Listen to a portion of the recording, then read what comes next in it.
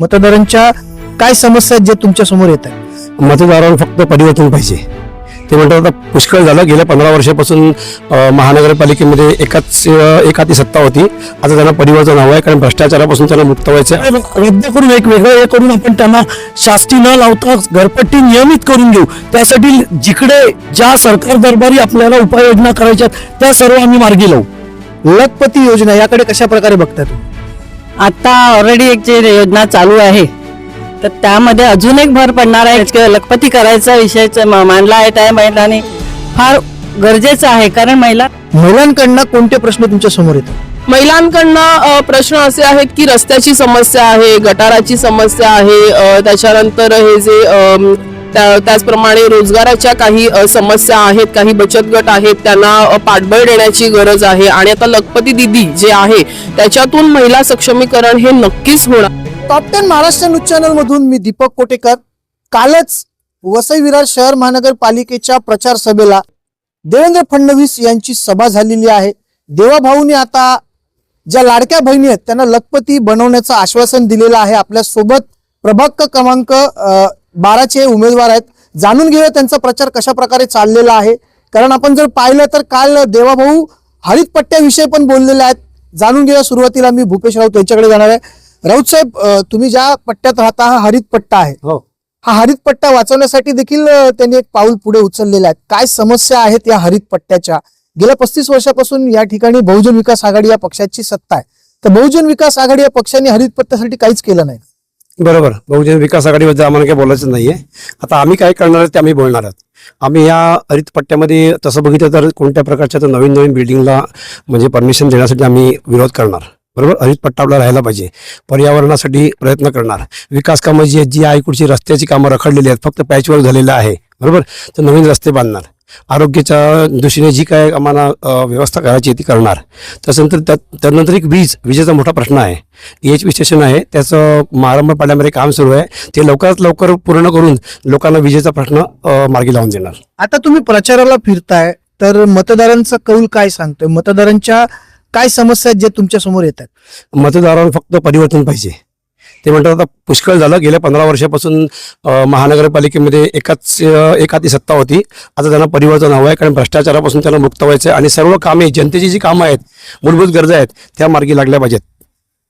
विशालजी, काय सांगाल? कारण या ठिकाणी हा हरित पट्टा आहे आणि काल मुख्यमंत्र्यांनी असं सांगितलं की हा हरित पट्टा वाचला पाहिजे. शोकांतिका ही आहे की आज 35 लाखाच्या घरात आपली लोकसंख्या आहे, परंतु आपल्याकडे मल्टीनॅशनल रुग्णालय नाहीये. कारण या विभागात जर आपण पाहिलं तर तशी दवाखाने देखील नाहीये. बरोबर. आरोग्य व्यवस्थेचे 3-13 वाजलेले हे वेगळं मी सांगायची गरज नाहीये. आपले देवाभाऊ जे बोलतात, उभ्या महाराष्ट्राने देशाने अनुभवलेलं आहे. देवाभाऊ जे बोलतात ते सत्यात उतरवतात.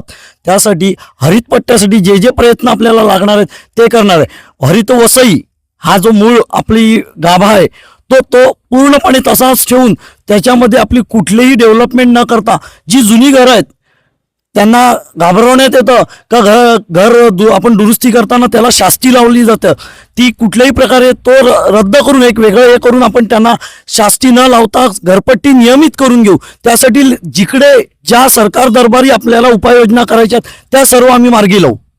ज्या काही उपाययोजना आहेत त्या मार्गी लावण्याचं काम भारतीय जनता पार्टीकडून येणाऱ्या काळामध्ये केला जाईल. आपल्यासोबत यावेळेला माजी नगरसेविका आहेत, त्यांच्याकडे चांगला अनुभव आहे. ताई, काल मुख्यमंत्र्यांनी लाडक्या बहिणींसाठी एक योजना आणण्याचं सांगितलेलं आहे, लखपती योजना. याकडे कशा प्रकारे बघता तुम्ही?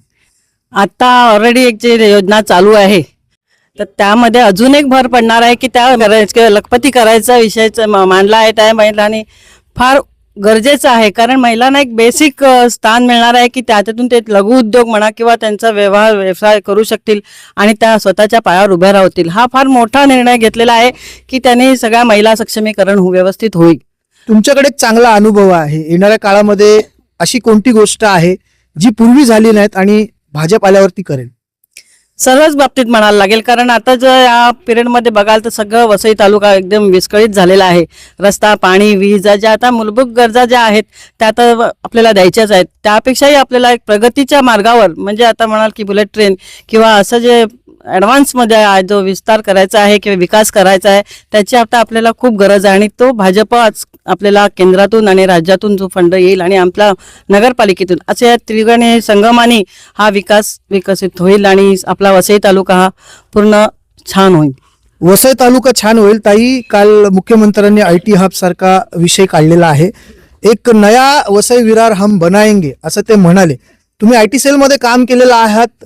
यापूर्वीच्या काय गोष्टी होत्या ज्या झाल्या नाहीत आणि भारतीय जनता पार्टी आल्याच्या नंतर याचं कसं थेट लोकांपर्यंत पोहोचवणार आहे?